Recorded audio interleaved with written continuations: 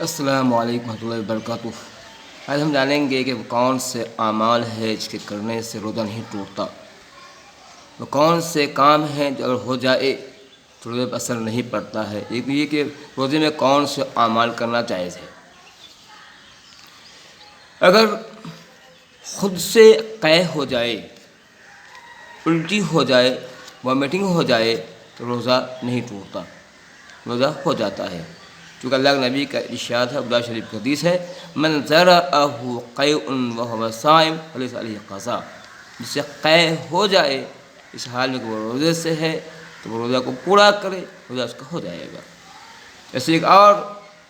مسئلہ، جیسے بھول سے کھانا کھانا، کوئی بھول سے کھانا کھا لیا، پانی پی لیا، اپنی بیوی سے قریب ہو گیا، مجامعت کر لیا، تو بھول سے کیا ہے، تو اللہ تعالیٰ نے کہا کہ حدیث سے معلوم ہوتا ہے کہ ایسا کرنا میں کوئی حرج نہیں ہے، روزہ پورا کرے گا وہ، کیونکہ اللہ نے حدیث ہے کہ اذا نسي فأكل وشرب فليتم صومه وإنما أطعمه الله وسقاه۔ یہ حدیث بخاری شریف کی ہے کہ جب کوئی بھول سے کھانا پی لے، کھا لے اور پی لے تو ایسا آدمی روزہ مکمل کرے، کیونکہ اللہ تعالیٰ نے اس پر بردان کیا، اللہ نے اس پر احسان کیا ہے، انعام کیا کہ کھلا بھی دیا، پلا بھی دیا، اور روزہ بھی اس کا ہو گیا، اللہ کا احسان ہے۔ ہاں، جیسے ہی یاد آئے فوراً رک جائے، اب منہ کے اندر لقمہ ہے اسے پھینک دے، کلی کرے، اور یا پھر جو ساتھی کو بتا دے کہ اپنے روزے سے ہم کھا رہے ہیں، فوراً رک جائے اور پھر جو ہے کلی کر لے۔ تیسرا مسئلہ، پسنا لگانا۔ اگر کوئی پسنا لگاتا ہے تو اس سے بھی روزہ نہیں ٹوٹتا ہے، کیونکہ پسنا میں خون باہر نکالا جاتا ہے، اندر نہیں دیا جاتا ہے۔ تو چونکہ اللہ کے نبی کی حدیث بھی ہے، حضرت ابن عباس فرماتے ہیں نبی صلی اللہ علیہ وسلم احتجم وهو صائم، یہ حدیث بخاری کی ہے، آپ صلی اللہ علیہ وسلم نے پسنا لگایا اس حال میں کہ آپ روزہ سے تھے، روزے سے ہوتے ہوئے آپ نے پسنا لگایا، آپ صلی اللہ علیہ وسلم سے معلوم ہوا کہ روزہ کی حالت میں پسنا لگانے سے روزہ نہیں ٹوٹتا ہے۔ ایک اور مسئلہ ہے جو اکثر سوال کیا جاتا ہے کہ بوسہ لینے سے اگر آپ پر کنٹرول ہے، اگر آپ کو اپنے آپ پر کنٹرول ہے،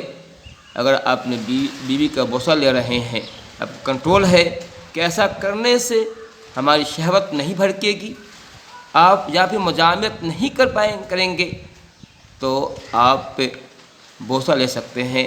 مباشرت کر سکتے ہیں، ساتھ میں سو سکتے ہیں۔ اگر اس بات کا خدشہ ہے کہ اگر آپ نے مباشرت کیا، بوسہ کنار کیا، تو آپ کی شہوت جاگے گی، شہوت بیدار ہوگی، آپ مجامعت کر بیٹھیں گے، تو آپ پر ایسا کرنا حرام ہوگا۔ آپ صلی اللہ علیہ وسلم کے پاس سے ایک آدمی آیا، اس نے کہا صلی اللہ علیہ وسلم کیا میں اپنی بیوی کے ساتھ سو سکتا ہوں، کیا میں اس سے مباحثت کر سکتا ہوں، کیا میں بوسہ لگا سکتا ہوں؟ اس نے فرمایا کہ ہاں کر سکتے ہو، اس حال میں تو روزے سے ہو۔ دوسرا آیا، اس نے کہا کہ کیا میں اپنی بیوی کے ساتھ مباحثت کر سکتا ہوں؟ مباحثت ساتھ میں سونا، ہم بستری کرنا نہیں، مطلب یہ ہوا کہ سو سکتا ہوں یا پھر بوسہ میں کرتا ہوں، نہیں تم نہیں کر سکتے ہو۔ تو اور صحابی تو موجود سے پوچھا، مطلب آپ نے ایک اجازت نہیں دی، کہا کہ پہلا آدمی بوڑھا آدمی تھا، وہاں بھی اس بات پر پورا یقین تھا کہ ایسا آدمی کو اپنے آپ پر کنٹرول ہوگا، نفس پر کنٹرول ہوگا، اب وہ ایسا کرے گا اس کی شہوت نہیں جائے گی اور جوانی کر بیٹھے گا۔ دوسرا آدمی جوان تھا، جوان کے زیادہ جوش ہوا کرتا ہے، ممکن اس بات کا پورا خدشہ ہے، پورا یقین ہے اگر یہ مباشرت کرے گا، اگر یہ اپنی بیوی کے ساتھ جو ہے بوسہ کنار کرے گا تو شہوت جاگے گی اور وہ جمع کر بیٹھے گا، اس لیے منع کرتے ہیں۔ معلوم ہوا کہ اگر کسی اپنے آپ کو کنٹرول ہے تو کر سکتا ہے، ورنہ اس کے لیے حرام ہوگا۔ چوتھا مسئلہ یہ ہے کہ اگر کوئی جنبی ہو کر صبح کرتا ہے، کیا اس کا کیا مسئلہ ہے؟ اگر کوئی جنبی ہو کر صبح کرتا ہے تو اس کا روزہ ہو جائے گا، اس میں کوئی حرج نہیں ہے، کوئی مذائقہ نہیں ہے۔ اگر وہ رات میں جنبی ہو گیا، اس نے رات میں اپنی بیوی سے ہم بستری کی تھی، مجامعت کی تھی، اور وہ غسل نہیں کر پایا تو وہ صبح میں غسل کرے اور اس طرح اس کا روزہ ہو جائے گا۔ آپ صلی اللہ علیہ وسلم کے جیسا کہ حدیث کے اندر ہے کہ رسول اللہ صلی اللہ علیہ وسلم یصبح جنبا فی رمضان من جماع غیر احتلام، رسول اللہ صلی اللہ علیہ وسلم کبھی کبھی جو ہے رمضان کے مہینے میں جنبی کی حالت میں صبح کرتے تھے. یہ جنبی ہوا کرتا تھا احتلام کی وجہ سے نہیں، بلکہ آپ اپنی بیوی سے ہم بستری کیا کرتے تھے، اور اس کے بعد رسول اللہ صلی اللہ علیہ وسلم کبھی کبھی جو فجر کی اذان کے بعد غسل کرتے تھے اور پھر آپ نماز پڑھاتے تھے یا نماز پڑھتے تھے. تو مطلب یہ ہوا کہ اگر کوئی آدمی صبح میں غسل کرتا ہے، رات میں بیوی سے ہم بستری کیا ہے، صبح میں غسل کرتا ہے، جیسے اس کا روزہ ہو جائے گا، اس روزے میں کوئی قباحت نہیں آئے گی. ایک اور مسئلہ یہ ہے کہ اگر جبر و اکراہ کیا گیا اور عورت کے ساتھ جبر و اکراہ کیا گیا، عورت کو اس کے شوہر نے روزے کی حالت میں جبر کیا، اکراہ کیا، مجبور کیا اس بات پہ کہ وہ اس کو مجامعت کرے، زبردستی بیوی سے مواسط کرتا ہے، مجامعت کرتا ہے، کہ کیا عورت کا روزہ ٹوٹ جائے گا؟ سوال اٹھتا ہے. تو نہیں، اگر عورت کے ساتھ اس کا شوہر دن کے اندر روزے کی حالت میں زبردستی مجامعت کرتا ہے تو اس کا روزہ نہیں ٹوٹے گا، اس کا روزہ اس کا ہو جائے گا. چونکہ اللہ کے نبی صلی اللہ علیہ وسلم کی حدیث ہے، ابن ماجہ کی حدیث ہے کہ اللہ تعالیٰ فرماتا ہے کہ اس امت سے جبر و اکراہ کو اور بھول چوک کو اللہ تعالیٰ معاف کر دیتا ہے. وہاں اللہ تعالیٰ نے معاف کر دیا ہے، اس امت سے اللہ تعالیٰ نے بھول چوک جبر و اکراہ کو معاف کر دیا، چونکہ اس عورت پر جبر کیا گیا اور عورت راضی نہیں تھی اور جب کیا گیا اس کے بعد زبردستی مجامعت کی، اس وقت میں عورت کو روزہ ہو جائے گا. ہاں یہ الگ بات ہے اور مرد کے ساتھ، چونکہ اس نے مرد نے یہ جانتے کہ بیوی روزہ سے ہے. یہاں ایک بات اور ذکر یہ ہے کہ اگر عورت فرض روزہ رکھ رہی ہے اس کا تب یہ معاملہ ہوگا، نفل روزہ رکھتی ہے تو عورت ضروری ہے کہ اپنے شوہر سے پوچھ کے روزہ رکھے، ویسے نہ رکھے. تو یہ فرض روزے کے باب کے تعلق سے یہ مسئلہ ہے. اسی طرح سے جو ہے سرما لگانا، یہ سوال اٹھتا ہے، بات کرتے ہیں، اکثر لوگ پوچھتے ہیں کہ سرما لگانا کیا ہے. سرما لگانے سے روزہ نہیں ٹوٹتا ہے، آنکھ میں دوا ڈالنے سے روزہ نہیں ٹوٹتا ہے، کان میں دوا ٹپکانے سے روزہ نہیں ٹوٹتا ہے، زخم پر مرہم لگانے سے روزہ نہیں ٹوٹتا ہے.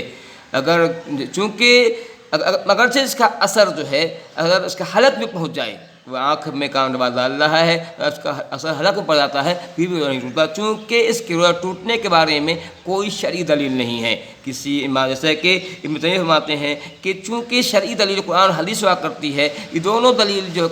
قرآن میں اس بارے میں کچھ ہے، حدیث میں کچھ اور بارے میں کچھ ہے کہ اگر کان میں کچھ ڈالا جائے تو روزہ ٹوٹ جائے. اس لیے صحیح ہے کہ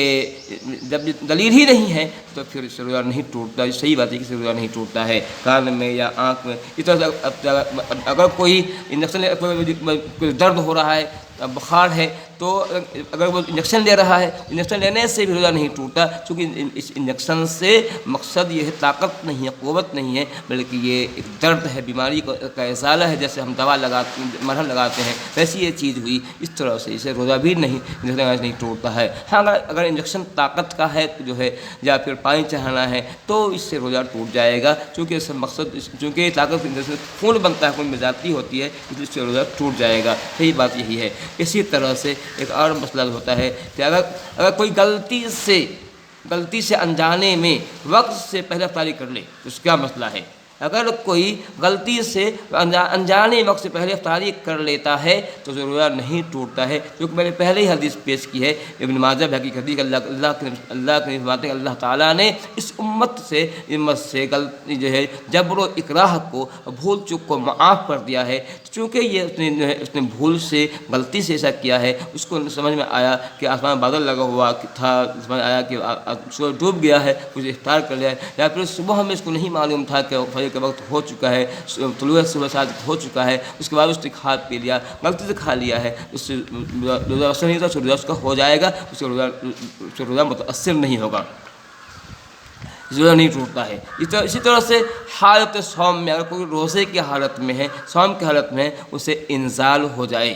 انزال